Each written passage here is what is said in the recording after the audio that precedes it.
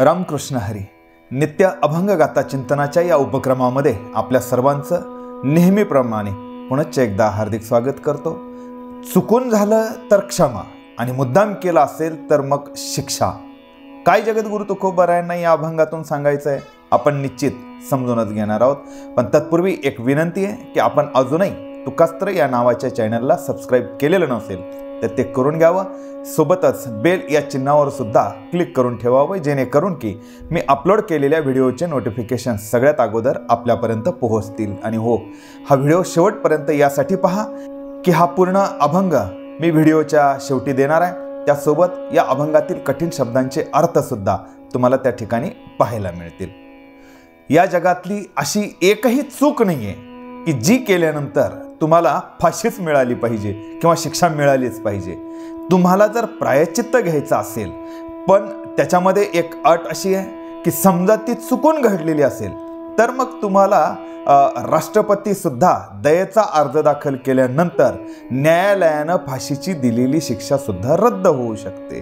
पण त्याच्यासाठी काय की ती चूक तुम्हाला पुन्हा करता येणार नाही. म्हणजे इथपर्यंत तुम्हाला कोणत्याही चुकीबद्दलची क्षमा आहे ही माणुसकी आहे. आणि याच धर्तीवर संतांनी आपल्याला काही गोष्टींचे उपदेश दिलेले आहेत. जगद्गुरु तुकोबारायांनी सुद्धा सांगितलेलं आहे, मागे नेनपणे घडले ते क्षमा, आता देतो सीमा घालून या.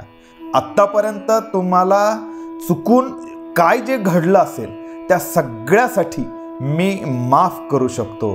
पण जर माझ्याकडे आलाच आहात, माझ्याकडून तुम्हाला आता उपदेश पाहिजेच आहे, तर एक गोष्ट मात्र तुम्हाला सांगणार आहे की मागे जे घडलं ते तुमच्याकडून चुकून घडलंय असं मी गृहीत धरून तुम्हाला माफ करतो. पण इथून पुढे मात्र तुम्हाला मी काही गोष्टीची बंधनं घालून देणार, तुम्हाला मी काही नियम यामध्ये बांधून ठेवणार. जर असं करायचं असेल तर नक्कीच प्रत्येक गोष्टीसाठी प्रायश्चित्त आहे. आणि हेच अभंगाच्या पहिल्या चरणामध्ये तुकोबाराय म्हणतात की न कळता कोणी मोडी गेले व्रत, तया प्रायश्चित्त चाले काही. तुम्ही एखादा व्रत हाताशी घेतलाय आणि तुमच्याकडून ते मोडलंय पण चुकून, तर तुम्हाला काही ना काहीतरी प्रायश्चित्त 100% आहेच.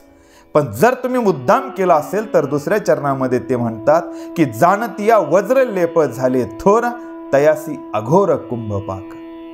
जर तुम्ही ती गोष्ट मुद्दाम मोडली असेल, तुमचा व्रत मुद्दाम तोडला असेल, एखादा गुन्हा एखादी चूक जर तुम्ही मुद्दाम केली असेल तर मग तुम्हाला माफी नाही म्हणजे नाहीच.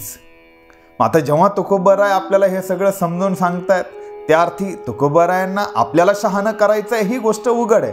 पण समजा आता आपल्याला जर शहाणं व्हायचं नसेल तर काय, याच्यामध्ये एक उद्विग्नता सुद्धा आहे, पण त्यामागे काही ठाम भूमिका सुद्धा आहे. काय जगद्गुरु तुकोबाराय आता तिसऱ्या चरणामध्ये सांगतायत तर ते म्हणतात, जाता तरी कोणी नाही के सांगता, तया शिकविता तेची पाप. समजा ह्या मार्गाने जाऊ नको असं जर एखाद्याला कोणी सांगत असेल ही चांगली गोष्ट आहे, पण त्याला ऐकायचंच नाहीये आणि तरीही तुम्ही त्याच्या मागेच लागलात की अरे हे तू करूच नको, तर जगद्गुरु तुकोबाराय म्हणतात की जर कोणी असं सांगत असेल की हे करू नको आणि समोरचा ऐकत नाहीये तर सांगणाराच वेडा, सांगणारा पापच करतोय, अशा पद्धतीची एक उद्विग्नता आहे. पण यामागे सुद्धा एक तत्व जगद्गुरु तुकोबारायांनी सांगितलं, जे की दुसऱ्या एका ठिकाणी ते असं म्हणतात की आड वाटे जाता लावी नीट सोयी, धर्म नीत तेही ऐसी आहे. कुणी वाईट मार्गाला जात असेल तर त्याला सोयीला लावणं ही धर्माची शिकवण आहे, आपण ती केलीच पाहिजे. जगद्गुरु तुकोबारायांना लोकांना शहाणं करायचं आहे, पण आता काही लोकांना व्हायचंच नसेल तर जगद्गुरु तुकोबाराय म्हणतात तरीही त्याला शहाणं करणे म्हणजे हे करणारा पापच करतोय जणू. पण तरीही जगद्गुरु तुकोबारायांची मात्र निष्ठा आहे, संतांची निष्ठा आहे की प्रत्येकाला शहाणं करायचं आहे.